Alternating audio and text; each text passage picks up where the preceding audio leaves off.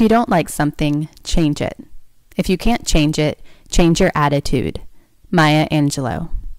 We carried our boards to the shore. My brother-in-law asked, "Are you nervous about anything?" 1,000 answers ran through my mind. Drowning, towering waves, sharks, a broken nose. Jellyfish was the only word I spoke. He laughed, and I tightened my grip on the surfboard. I was terrified. Surfing was on a long list of things I'm terrified to do. The list includes other adventurous activities, but also simple ones, such as eating in a restaurant by myself, asking for help, or standing out in a crowd. My list was too long, and I was too unhappy.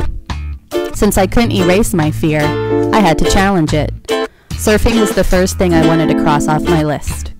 As soon as my toes touched the water, I was paralyzed by fear for 2 reasons. 1, I was sure I was going to die. I'm not a strong swimmer. I have no sense of balance, and the waves seemed to triple in size once the surfboard was in my hands. The second reason for my fear was the massive school of jellyfish. They were everywhere. I didn't move. I refused to move until my brother-in-law carried over one of the jellyfish and flipped it upside down to prove it didn't have tentacles.